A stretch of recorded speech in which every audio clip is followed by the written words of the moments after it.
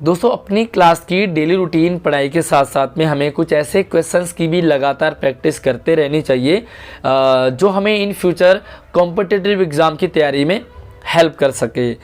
शुरुआती दौर से अगर आपको इस तरह के क्वेश्चंस की हैबिट बन जाए तो आप हर एक एग्ज़ाम को क्वालिफाई कर सकते हैं।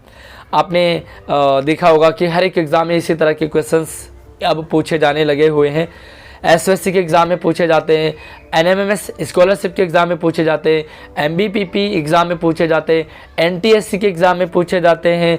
आप ओलंपियाड के एग्ज़ाम दोगे या जो भी बड़े छोटे एग्ज़ाम होते हैं, गवर्नमेंट जॉब की अगर आप तैयारी कर रहे हो तब भी आपको इसी तरह के क्वेश्चंस पूछे जाते हैं। तो शुरुआती दौर से अगर आपको इस तरह की प्रैक्टिस रहे, हैबिट रहे, तो आप किसी भी एग्ज़ाम को ईजीली क्वालिफाई कर पाओगे। इसीलिए मैं आपकी प्रैक्टिस लगातार होती रहे अपने चैनल के कम्युनिटी पोस्ट में इस तरह के सवाल मैं आपको शेयर करता रहता हूँ। आप लोग बहुत बढ़ चढ़ कर के इसमें पार्टिसिपेट करते हो, बट बहुत सारे बच्चों की मेरे पास पर्सनली डिमांड थी कि सर इन सवालों के जवाब भी दिया करो और लॉजिक भी बताया करो कि आखिर जो आंसर है वो किस तरह से आया है। तो मैं इसी पजल को आपके साथ शेयर कर रहा हूँ आंसर के साथ, और यहाँ पर आपने आंसर भी दिए थे, बट इस सवाल के 2 आंसर थे, है ना, 2 आंसर थे। अब भैया एक सवाल के 2 आंसर तो होंगे नहीं, तो ऐसी कंडीशन में सही आंसर क्या माना जाएगा वो भी मैं आपको बताने वाला हूँ इस वीडियो में। तो कमेंट करने से पहले पूरी वीडियो को ध्यान से एंड तक देखें ताकि आपकी प्रैक्टिस शुरुआती दौर से हो सके। और हमारा मकसद एक ही रहता है कि अगर आपके अंदर है वो कुछ कर दिखाने की, पढ़ने की ललक है, तो प्रैक्टिस हम आपकी करवाते रहेंगे, आपको अपडेट करते रहेंगे, मोटिवेट करते रहेंगे। यहाँ पर ऐसे जो क्वेश्चंस होते हैं, सबसे पहला काम ऑब्जर्वेशन।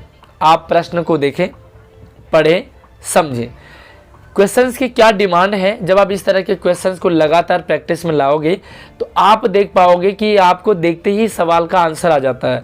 अभी स्टार्टिंग में आपको थोड़ा सा टफ भी लगेगा, मैं दोनों तरीके आपको बता रहा हूँ कि दोनों आंसर क्यों आ रहे हैं, कैसे आएंगे और सही आंसर क्या होगा। देखिए यहाँ पर होता क्या है, कई तरह से यहाँ पर सवाल होते हैं। देखो 4 8 का कनेक्शन जो है वो 20 से, 9 3 का कनेक्शन 15 से, और 6 का कनेक्शन क्वेश्चन मार्क से है। जिस तरह से 4 8 का कनेक्शन 20 से है, उसी तरह कनेक्शन 9 3 का 15 से है, तो उसी तरह का कनेक्शन 6 का भी होना चाहिए। तो आंसर क्या निकलेगा। कई बार यहाँ पर मल्टीप्लाई हो रहा होता है, कई बार यहाँ पर माइनस हो रहा होता है, सब्ट्रैक्ट, कई बार प्लस हो रहा होता है, कई बार डिवाइड हो रहा होता है, कई बार स्क्वायर होता है, कई बार स्क्वायर रूट होता है, तो कई बार भाई प्लस और माइनस एक साथ चलता है, डिवाइड भी हो रहा होता है, तो कहीं ना कहीं इनटू भी हो रहा होता है।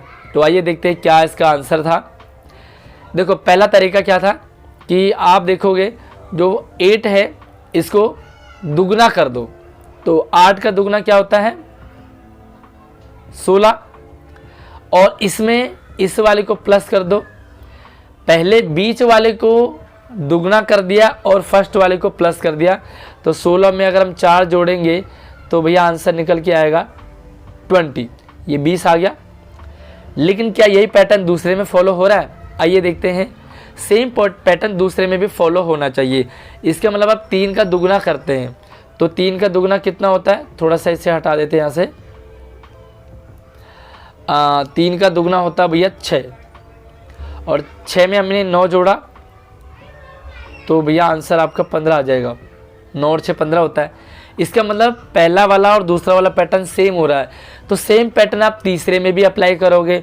इसका मतलब 6 को दुगना करोगे और उसमें 6 जोड़ दोगे, तो 6 का दुगना किया कितना 12, इंटू 2 कर रहे हैं ना हम इसको, इंटू 2, ठीक है। और ये वाला प्लस हो रहा है, ये वाला प्लस हो रहा है।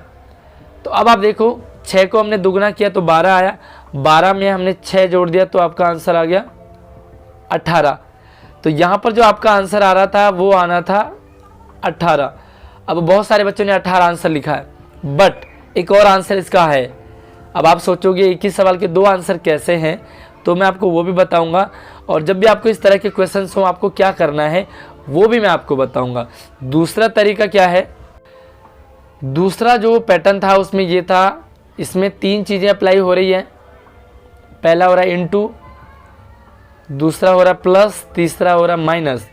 अब ये थोड़ा सा डिफ़िकल्ट रहेगा, बट आप थोड़ा सा देखें, इसे प्रैक्टिस करें, और जैसे जैसे अभी इस तरह के सवालों की प्रैक्टिस करते रहेंगे तो आप स्मार्ट बनते जाओगे। हमारे चैनल को सब्सक्राइब नहीं किया तो कर लो, क्योंकि आपको इसी तरह से यहाँ पर प्रैक्टिस लगातार मैं करवाने की कोशिश करूँगा। इनटू कैसे होगा, तो हमने सबसे पहले इन दोनों को इनटू कर दिया, तो 8 × 4 इजिकल टू होता है आपका कितना, 32। उसके बाद आपने दोनों को प्लस कर दिया, तो 8 और 4 हो गया 12, है ना, तो 12 हो गया। एक बार हमने दोनों को इनटू किया तो 32 आया, दूसरी बार हमने दोनों को प्लस कर दिया तो 12 आ गया, तीसरी बार हमने इनटू वाले से प्लस को माइनस कर दिया, तो 32 में से अगर हम 12 माइनस करेंगे तो दोस्तों आंसर आएगा आपका 20 आंसर आ गया। अब क्या सेम पैटर्न दूसरे में फॉलो हो रहा है, तो आइए देखते हैं। पहले इसे मैं मिटा देता हूँ।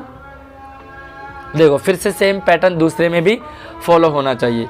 अब मैंने क्या किया, इन दोनों को पहले इनटू कर दूंगा, तो 9 को 3 से इनटू करेंगे तो 9 3 जा 9 कितना होता है भैया, 27 होता है ना। थोड़ा सा आप क्रॉस चेक भी करते रहें। अब इसे हम प्लस करेंगे तो 9 और 3 कितना होता है, 12 होता है भाई, ठीक है। एक बार हमने इनटू किया, दूसरी बार प्लस किया, अब दोनों को तीसरी बार माइनस कर देंगे, तो 27 में से अगर हम 12 माइनस करेंगे तो मेरे ख्याल से भैया आंसर 15 आएगा, है ना, तो आंसर 15 आ गया। अब अगर दोनों में पैटर्न सेम फॉलो हो गया तो इसका मतलब सेम पैटर्न हम तीसरे में भी फॉलो करेंगे। तो मैं इसे फिर से मिटा देता हूँ और इसमें देखते हैं। 6 को 6 से गुणा करेंगे तो 6 × 6 इजिकल टू हो गया 36। अब 6 को 6 में प्लस करेंगे तो 6 को 6 में जोड़ेंगे तो आ जाएगा आपका 12, और भैया से माइनस कर दो तो 36 में से अगर हम 12 को माइनस करेंगे तो आंसर आएगा आपका 24। इसका मतलब यहाँ पर आंसर आएगा आपका 24। पहले जो आंसर आ रहा था 6 दूना 12 और 6 18, यानी कि चलिए मैं थोड़ा सा इसे हटा देता हूँ, और आपका आंसर क्या आ रहा है, एक बार आ गया 18 और दूसरी बार आ गया आपका 24। अब भैया आंसर 18 होगा या 24 होगा, ऐसी कंडीशन में आपको ऑप्शन 2 तरीके के दिए होंगे। पहले वाले ऑप्शन में आपको 18 ऑप्शन में दिया होगा, 24 नहीं दिया होगा। आप 4 ऑप्शन देखेंगे तो कुछ भी दे दिया होगा। फॉर एग्जांपल के लिए एक में आंसर दे दिया भैया 15, दूसरे में दे दिया 25, तीसरे में दे दिया 20 और चौथे में दे दिया 18, तो आपका आंसर हो गया 18, राइट। दूसरा क्या होता है तरीका, दूसरे तरीके में ये होता है कि हमारे पास जो है वो 12 नहीं होगा। थोड़ा सा मैं एक बार दोबारा दिखा देता हूँ आपको। और दूसरे में क्या होगा, आपके पास सेम होगा, यहाँ पर 20 भी होगा बट 18 नहीं होगा, यहाँ पर ऑप्शन होगा 24। क्लियर हो गया ना। तो अब आपको क्या करना है, 24 वाले को सही करके क्लिक कर देना है। क्या ऐसी भी कंडीशन आती है कि 18 भी रहेगा और 24 भी रहेगा, तो अगर गलती से ऐसा ऑप्शन दे दिया तो यहाँ पर दोनों ऑप्शन सही माने जाते हैं। आपने 18 कर दिया तो भी सही, आपने 24 कर दिया तो भी सही माना जाता है। तो ये पैटर्न था। अब आप मुझे कमेंट करके बताइए कि जिन जिन बच्चों ने यहाँ पर आंसर दिया था, कितने बच्चों ने 24 दिया, कितने बच्चों ने 18 दिया, और कितने बच्चों को दोनों लग रहे थे उन्होंने दोनों दिया है। कमेंट सेक्शन में बता दीजिए आपने क्या आंसर दिया। बाकी इसी तरह से आपको सारी प्रैक्टिस मैं लगातार करवाता रहूँगा। वीडियो को लाइक तो बनता ही है, शेयरिंग भी ज़रूर कर दें, और चैनल को सब्सक्राइब नहीं करोगे तो आप इस तरह के प्रैक्टिस से बच जाओगे। तो सब्सक्राइब कर लो, नीचे घंटा ज़रूर दबा देना। ओके, अगली वीडियो में मिलते हैं, तब तक अपना ख्याल रखिए। जय हिंद।